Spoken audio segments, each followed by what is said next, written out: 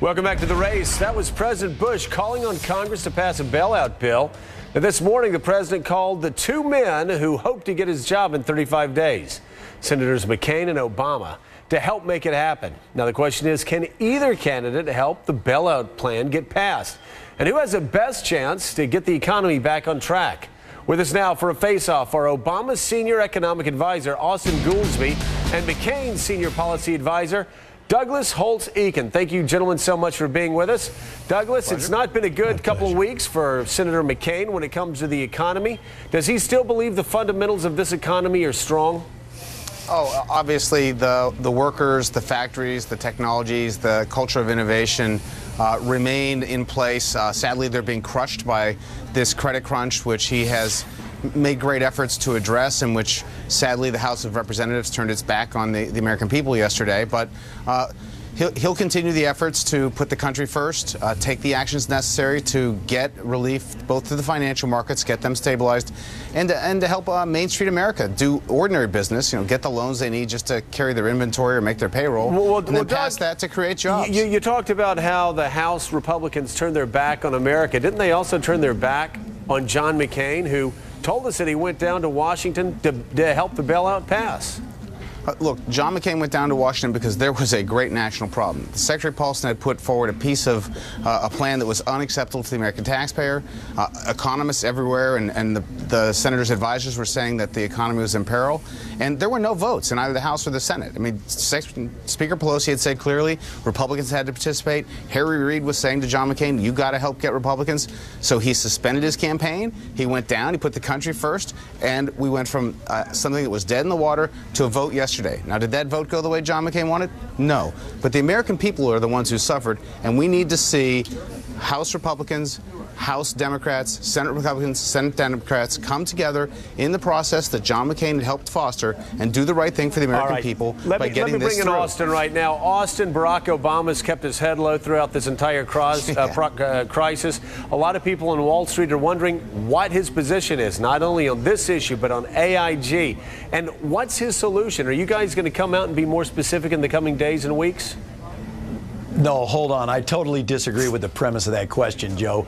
He organized meetings with lead economic advisors from both sides of the aisle. Paul Volcker, Warren Buffett, Paul O'Neill, Bill Donaldson, a number of people. Well, aren't all those guys clear and specific though? principles. No. Not Paul O'Neill is not an official Obama supporter. He was the former Secretary of the Treasury under George Bush. Obama's been consulting leading figures to get their ideas. He's been talking with the administration. All right, so if he organized meetings and he's been consulting with them, that was the first thing. Tell us what they told him and how that's going to impact him if he's the next president of the United States on this issue. What did they tell him? Well, so they told him many things of many different views. Like what? What he said, look, Joe, what he said, his specific plan was, let us not give the administration a blank check, which is what they were asking for. Let us insist on conditions to the plan, which he got. And the Democrats insisted on, which included making sure it doesn't cost the taxpayer a dime. We got a guarantee of that there's an upside that the government gets, and that if after they sell off the stuff there's a shortfall, the financial industry will foot the bill for the difference. All right. So the taxpayer will not be on the hook. Doug, let me turn it over to Erin Burnett. She's got a question.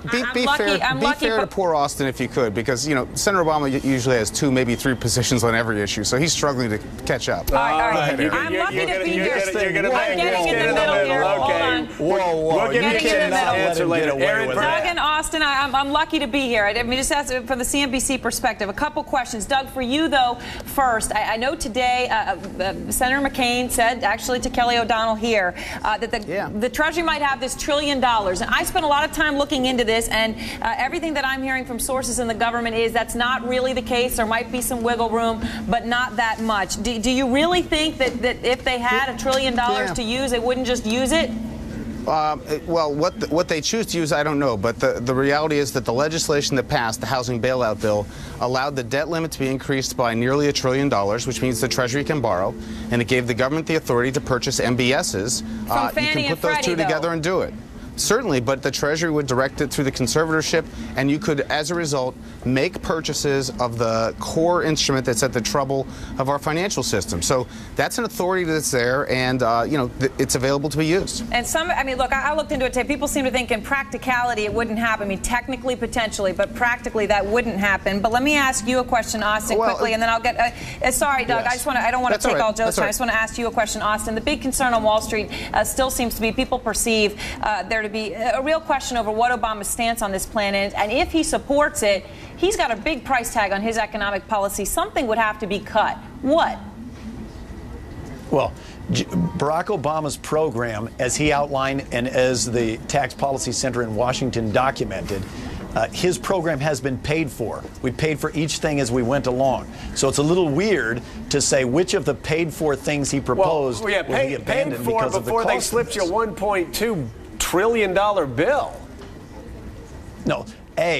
Barack Obama insisted on and got in this legislation that the net cost of the taxpayer will be zero at most and may make money. Really? Any difference that they will have outlays to purchase the securities, then they will resell them, and any difference will be paid by the financial industry. They will pay a fee, so the taxpayer will not be on the hook for any money. I mean, how long will it take to get that bill paid off, though? I mean, won't that eat up at least the first 4 years of an Obama term?